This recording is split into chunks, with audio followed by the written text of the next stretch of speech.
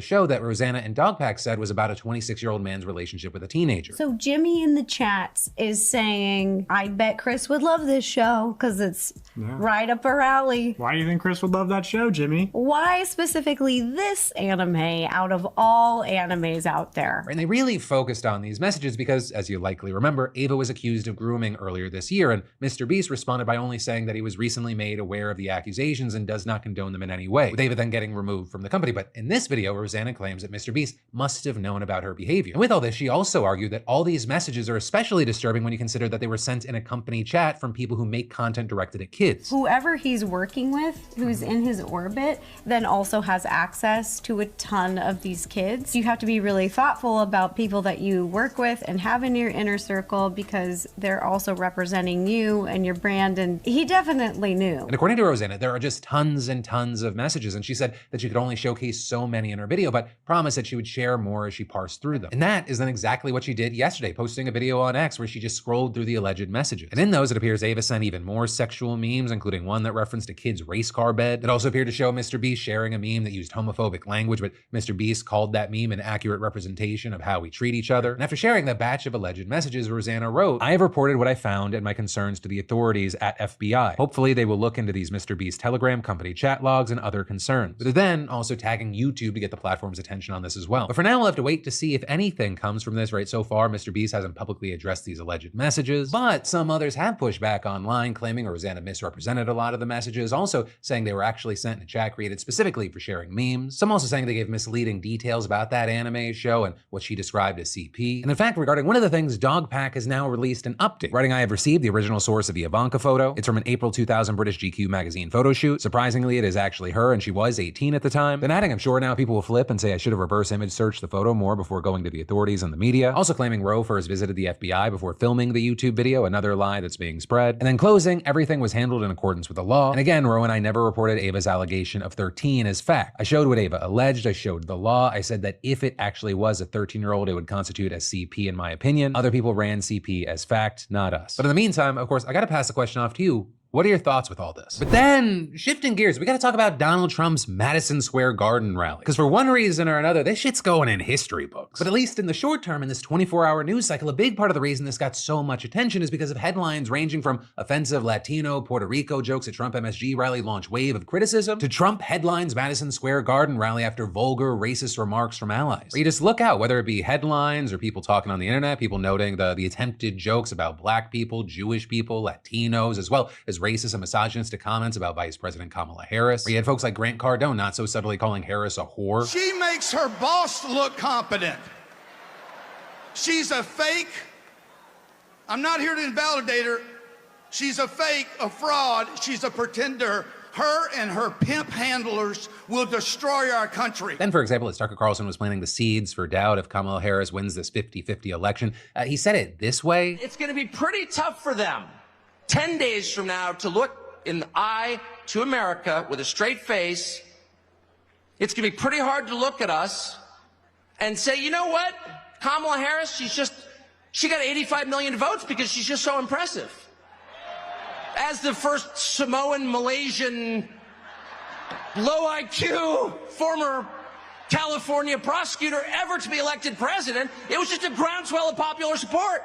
And anyone who thinks otherwise is just a freak or a criminal. With many arguing that he was playing into the racist angle because he knows that Harris is black and Indian, not Samoan and Malaysian. There are people saying it's like he went out of his way to choose two random brown ethnicities. During this day of joy, Harris was also called the Antichrist by David Rem, one of Trump's lifelong friends, even though the two reportedly just met 2 weeks ago. Also, I will say notably with Rem, he emphasized that Trump needs a Latino vote and that it would, quote, switch this election for your favor. Though possibly one of the speakers last night might have fucked that up. Right? And that because what comedian Tony Hinchcliffe said on stage, which if you don't recognize this guy, he's the host of the extremely popular comedy show called Kill Tony. And apparently Hinchcliffe thought it would be a great idea to just kind of do a set at this political rally. With these now being kind of the main highlights that are getting shared around. That's cool black guy with a thing on his head. What the hell is that? A lampshade? Look at this guy.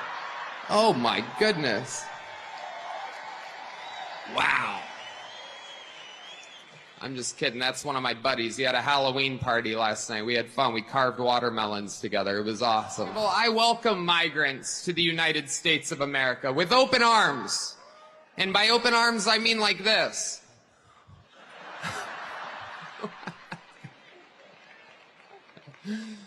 It's wild. And these Latinos, they love making babies too. Just know that. They do. They do. There's no pulling out. They don't do that. They come inside, just like they did to our country. And really, that line about Latinos, as well as this next clip, they've garnered the most attention. It is absolutely wild times. It really, really is. And, you know, there's a lot going on. Like, I don't know if you guys know this, but there's literally a floating island of garbage in the middle of the ocean right now. Yeah. I think it's called Puerto Rico. Right, and immediately Tony's comments and his attempted jokes, they were called out as racist and drew the attention of major names from Puerto Rico. Like with Bad Bunny, for example, he didn't address Tony directly, but instead he just reposted clips from a recent Harris campaign video highlighting her support for Puerto Ricans. Right, and that video actually came out before Trump's rally, but the timing ended up being pretty good for her, and many took it as him officially endorsing Harris. So this also is others far more explicitly called out Tony, such as Ricky Martin, who wrote on a reposted clip of Tony, "This is what they think of us," as well as an explicit Harris endorsement. You also, this is gonna sound like a Mad Lib, had AOC and Tim Walz reacting to the clip while streaming on Twitch and playing games, with Walz highlighting that Puerto Ricans are Americans and they serve in the US at among the highest rates, and AOC adding, I need people to understand that when you have some a-hole calling Puerto Rico floating garbage, know that that's what they think about you. That is exactly, like, look, that's just what they think about you. It's what they think about anyone who makes less money than them. It's what they think about the people who serve them food in a restaurant.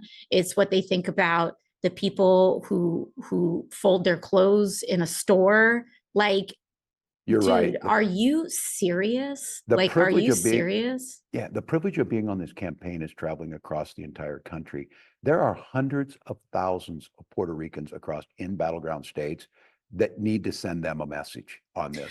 I want them to, like, you even had some former Trump supporting Puerto Ricans like Geraldo Rivera having expressed frustration and anger at the comments, saying, "Fuck these racists. Latino men of goodwill, have pride in yourselves and your ancestors. A vote for Trump is a vote against self-respect." I mean, he even had Republican Senator Rick Scott denouncing it. Now, all that said, for his part, Tony tried to downplay the situation by saying they were just jokes, and later responded to Walz with, "These people have no sense of humor." Wild that a vice presidential candidate would take time out of his, quote, busy schedule to analyze a joke taken out of context to make it seem racist. I love Puerto Rico and vacationing there. I made fun of everyone, watched the whole set. I'm a comedian, Tim. Might be time to change your tampon. But right, the whole "it's just a joke," it wasn't working for a lot of people who had takes like, "I understand this might have been intended as a joke by a comedian, but when comments like this are made at a political rally, not a comedy club, they take on a different and more damaging meaning." And to see what they mean, right, you have people comparing two clips. First, this clip of Rudy Giuliani bashing Palestinians. And the Palestinians are taught to kill us at 2 years old.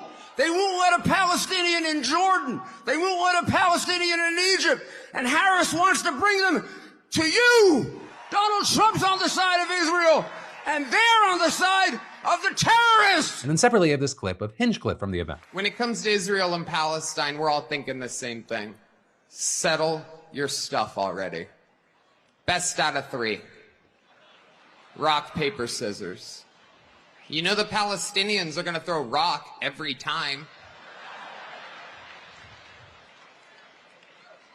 But you also know the Jews have a hard time throwing that paper. You know what I'm saying? Right, and you have a number of people noting this is the same exact event. So for many, it can be hard to tell where the joke ends and where the rhetoric begins. But now with all that said, of course, there's a question of, well, does this matter? Does this or does anything these days move the needle? And with that, you have some saying, yes, absolutely. Or at the very least, there is a fear that it might. And the reason for that is the Trump campaign's actually trying to do damage control by distancing themselves from Tony's comments. Although notably, Trump himself has yet to comment on that situation. But it does make sense that the people trying to get him elected would want to try to create that distance. Because as it turns out, Latinos and Puerto Ricans in particular are a major voting bloc in key battleground states. I mean, it's such a disaster. You have some claiming that this rally alone in that specific moment, it may have done serious damage to Trump's chances of getting reelected, which is exactly why we saw people like a former Trump White House official writing, "Who wants to tell these guys there are 500,000 Puerto Ricans living in battleground PA whose votes are up for grabs?" And former White House official Peter Navarro saying that Tony is, quote, "the biggest, stupidest asshole that ever came down the comedy pipe." Then separate from that, you had political analyst Stephen Miller making some headlines. Right in that, because he was pushing "America is for Americans only," which a number of people argued is suspiciously similar to the Nazi slogan, "Germany for the Germans," and the KKK pamphlet titled "America for Americans." Although there's also the argument that it's not that deep and it's just a populist sentiment. But then finally, that brings us to Trump, who actually ends up being the smallest part of this story. And I'm also just gonna kind of paraphrase because his remarks, I mean, he kind of just rambled.